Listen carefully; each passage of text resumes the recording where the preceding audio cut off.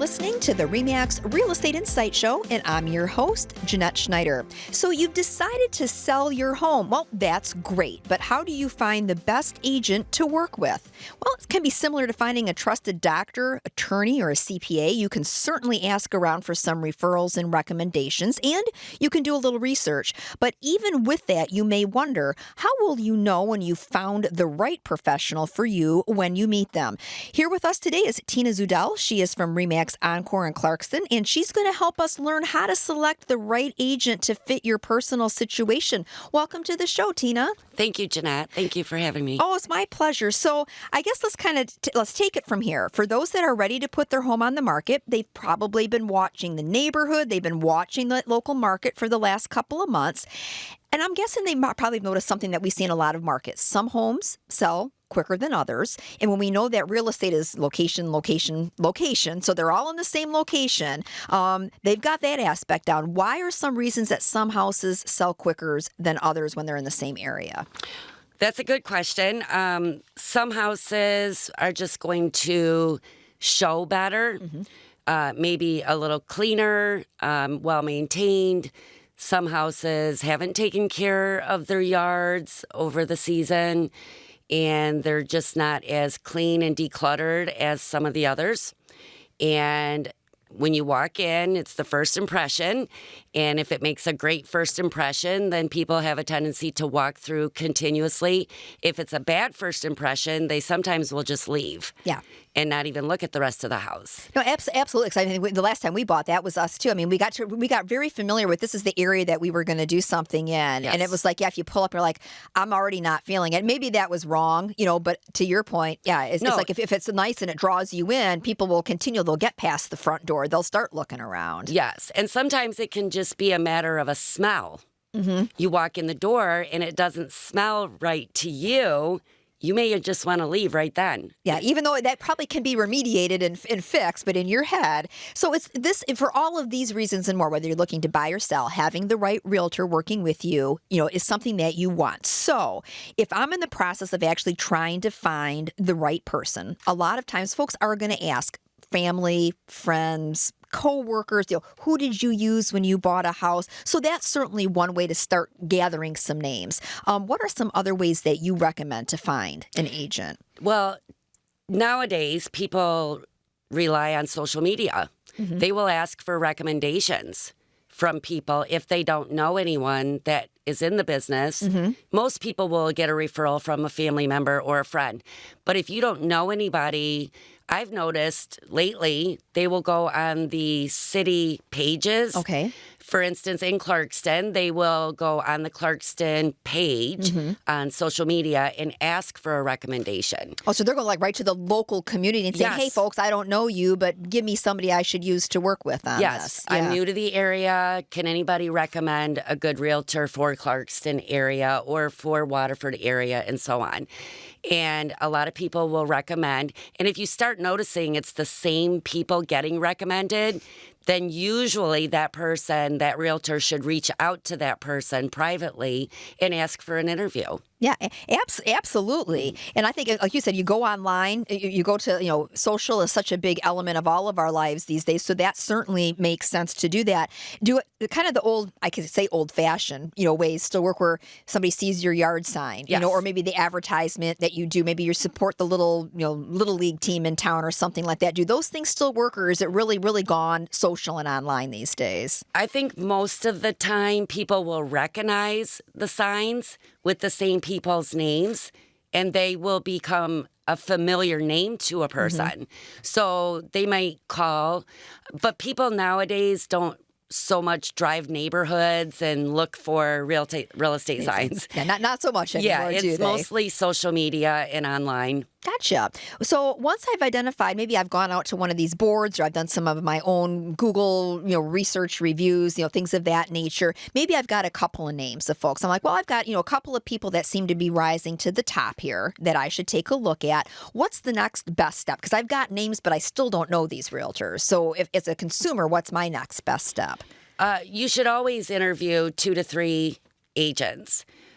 Just because you've seen a familiar name or a familiar face, that might not be the right realtor for you.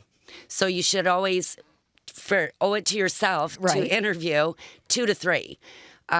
We can all do the same paperwork. We can all pull the same comparables. We can all bring the great marketing folders, but you really should sit down with the personality to make sure that you're a good fit for each other. Like during the process, you and I might not click. Right. And you're going to be working with me for quite a while, start to finish. So you want to make sure that the personalities are really comparable. No, I totally agree with that because I mean, you are going to be working even in today's market where homes are selling relatively quickly. I mean, it's not a year-long relationship we're going to have necessarily, but it is going to be for several weeks, a few months, and it is on one of the most important assets and financial tools, I guess, that I have, or that I have in my portfolio. You want to have there's an underlying level of trust. I still may just be meeting you, but we all have radar. We all have first impressions, and find somebody that I feel we can communicate. We're clicking. This seems to be right, and so I guess. I don't want to put words in your mouth. Right. If you're not feeling that with somebody, you bring a couple of agents in. They both seem very capable of doing the job, but there's just one of them you're just not clicking with. Should you trust your gut on that? Yes, absolutely. And it can be something as simple as not making eye contact. Okay. You might be the person that wants the eye contact. You want the hands-on person. The other person may have some great materials for you, but if you're not feeling comfortable with that person, you probably shouldn't go with that one. Yeah, we hear this often in life, right? Trust your gut, whether it's a safety issue, something else. If it's just not working for you, trust that gut, and go with the one where you feel there is the chemistry there. That I like the eye contact, that they're understanding you, they're listening to me as a potential seller or buyer. Now, one of the things that we had talked a little bit off air is you want to mention that an agent should be full-time. Yes. With so many folks having side hustles these days, because realistically, a lot of folks have side hustles. They have a job and they're making a little money doing, something else on the side. It's going to be likely that somebody could run across a real estate agent this isn't their full-time gig. So why is it important that you work with somebody where it is? I feel it's important because everyone has a different schedule.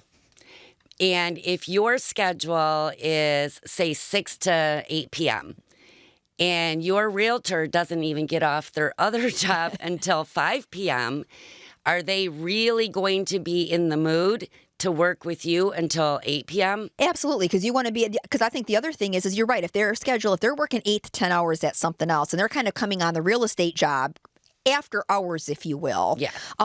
Everybody else has kind of gone home. So if there's a title issue or an inspection issue or something like that, you may be losing precious time to deal with something if you have somebody who's not in this full time. Yeah, because the real estate market does not work just 9 to 5 or even 5 to 9. It's pretty basic you must be available for your client at any time. And if you're busy at another job or a side hustle or doing something else, you might miss that precious time you need with your client at that time. They may really need you for an inspection, and they can't make it.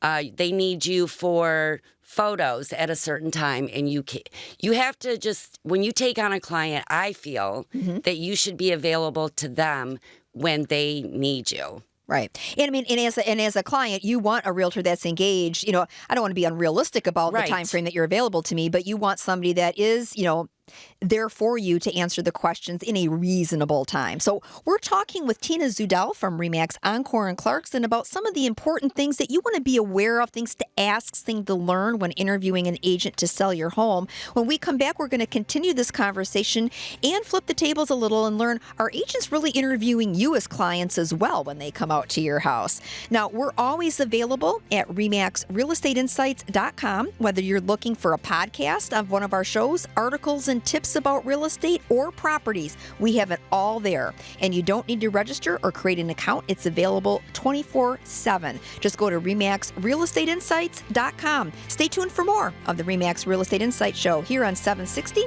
WJR.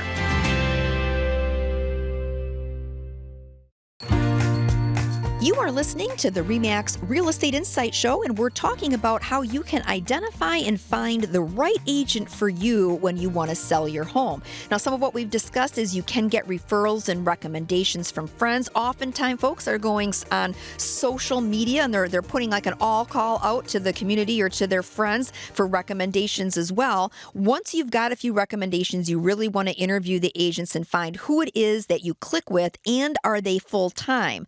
Back with us is Tina Zudell. She's from REMAX ENCORE in Clarkston to continue the conversation. And Tina, one of the things I guess I wanted to get to is when somebody gets licensed as a realtor, the license in our state anyway is good for the entire state of Michigan. So in theory, they can practice and list and sell homes anywhere within the state. But you say it's important to find somebody who's familiar with the local area that your house is in or you're buying in. Why is that so important? Well, I think that's very important because the number one questions that come from almost everyone, how are the schools? What is the crime like? Mm-hmm. Where's the nearest hospital? Where's the nearest fire station? And if you can't answer those questions, you're probably not the right realtor for that area. Right. When people say to me in the areas that I work in, I try to keep it within, I call it my box. Okay. I don't like to go out of the area because people will ask me, well, where's the nearest hospital? Mm-hmm. Where's the nearest fire station? Where's the nearest police station? And if I can't say comfortably, like that, there it is, then I don't think that I'm in the right area to help them. Right. And so when I get clients and say we're in Clarkston mm-hmm. and they say to me, you know, what is there to do around here on the weekends? I can answer that with pretty easy, yeah. Pretty fast and easy. And being from the area my whole life, I am able to get them the school information that they're looking for. Mm-hmm. I'm able to get them in. They say, well, where do I go for dinner on Friday night? Where do I take my girlfriend for her birthday? Right. And I know which places are going to work for what they want to do. And also, I know all the back roads. So when there's construction, I can tell you construction in Michigan, right? I can tell you how to get around it. And I just think that it's important to really know the area that you are working in at the time. No, I think it's an important thing because realistically, like I said, legally, somebody can work across any part Yes. of any part of the state. We're not saying that they can't, but I think that's part of what you're getting when you're interviewing an agent is you want somebody who does know the local area for all the points you just said. It isn't just to open the door to the home and point out the home has 3 bedrooms and whatever. Right. It's you're a conduit to the community as a whole. So if I'm a potential, let's say seller, let's say I'm on the selling side and I'm interviewing agents and I would ask, are you familiar with the community? I'm assuming most agents would say, oh, yeah, I am. Yes. As a seller, should I do a little bit more digging to clarify that they really know? I think so. I think that you should ask a couple of questions, maybe one of them being how many homes have you sold in this area? Okay. Do you know what lake that is over there? And an agent wouldn't get offended. They're going to take it in stride and say, hey, these are savvy sellers. They're doing their due diligence. It's an interviewing process. You're applying for a job to work for them during the 3 months, 6 months, whatever it might be. And so as a seller, I would expect them to ask me those questions. Yeah, absolutely. So we talked a little bit about communication in the first segment, finding an agent that clicks with you. You feel that there's kind of a good chemistry there. Communication is critical during the course of a real estate transaction. Just open communication in general, but then there's certain parts of the transaction that require really good communication between agent and clients, whether offers coming in or being presented, things of that nature. If I'm interviewing agents, should I expect them to have a communication plan? Should I expect them to tell me how they're going to handle this? Or what would you recommend for sellers? Absolutely. I think that it's important for the buyer, seller, and realtor all to have a communication plan. When can I expect to hear from you? How often am I going to hear from you? Mm-hmm. At what time of the day should I expect to hear from you? Like, don't call me at 3 o'clock in the morning. So you should have that outlined ahead of time so that the expectations of both parties is there right from the get-go. That way you're not saying, oh, it's 10 o'clock. Should I call her? I haven't heard. I don't know. Yeah. You should know that with your client ahead of time. And be crystal clear, and all parties Yes. we're setting expectations. If it goes in straight, it comes out straight. Yes. Okay. You'll have some realtors that won't work on Sundays. That should be told to your client ahead of time, not just a Sunday pop up and they say, hey, can you show us a couple houses today? And the realtors say, well, I'm sorry, I don't work Sundays. You should have that all clear right from the get-go. Yeah, everybody's on the same page. A typical listing appointment should take at least 2 hours. That way you're making sure that you've covered everything. Everything. Yes. And you don't want to rush it. I mean, these are one of the things that take the time, book it up, book it out, give every agent you're interviewing the time to do a full-on presentation conversation so you can find the best person When for a person will ask me, would you like to come out for a listing presentation? I always let them know that I will be there about 2 hours. Okay. Because I'm not going to rush them, and I don't want them to rush me. Because Well, I want been doing this a while, haven't Yeah. you? So let me ask you this. Talking about finding the right agent, I think every community tends to have an agent that they're kind of an agent known about town. Maybe they kind of blanket advertising in the area, whatever that might be. It might be the what do you call it, placemats like in the local diner. It might be the shopping carts, but their names are kind of all over the place. Yes. Does that tend to be the agent that I should go to? Because, geez, they're all over the local community. I see their name everywhere. Or what should people be aware of with that? I would say not necessarily on that one. And here's why. Some agents or realtors can spend the money to advertise everywhere. They might have too many things going on at one time. And again, depending on your needs, do you want someone who's available to you, or do you want someone who's just available to everyone? Right. So sometimes, and not intentionally, but sometimes they can get too many things going at the same time, and you might not be thought of at all times. Yeah, and you're not, I mean, there's a lot of balls in the air and things of that. Now, you mentioned, I think you just said it like on a realtor/agent. So I want to circle back to that because a lot of times realtor and agent, the words get used interchangeably. Correct. And I get it, but really they do represent two different trains of thought, two different things. Can you take a stab at explaining realtor versus agent for us? Yes, I'd be happy to do that. A realtor is an active member of and upholds the standards of the National Association of Realtors, and in our case, the Michigan Association of Realtors. All realtors are required to adhere to an extensive code of ethics designed to protect our consumers. By comparison, an agent is anyone who is licensed and can legally help the consumers with buying or selling a property, but have chosen not to become a member of our National Association of Realtors. So the reality is either one can help. And the good news is I think there's like 2 million licensed associates across the country. Yes. NAR says, National Association of Realtors says 1.3 million are members. So most are going to be and uphold those codes of ethics. Yes. Wanted to ask you a quick question, flipping the tables. When you come out to listing presentation, we've talked a lot about sellers interviewing agents. Are agents also looking at clients to determine who you guys want to work with when you come out to a listing presentation? I'm going to say yes, and you should be, because just because it's a house for sale and it's got a price tag on it doesn't necessarily mean that it's the right listing for you or the right seller. You may click with the wife and not the husband, or vice versa, and you should really think about that before leaving and saying that you want the listing, because maybe you won't be able to help them. Yeah, absolutely. Well, thanks to Tina Zudell from REMAX ENCORE for joining me to talk about some of the ways to interview and know what to find in the realtor that you're going to work with. We also want to thank Rob Scalisi from REMAX Metropolitan for interpreting what's happening in the market and highlighting things to be aware of before using an iBuyer to sell your home. We appreciate your listening to the REMAX Real Estate Insight Show. Join us again next week right here on 760 WJR.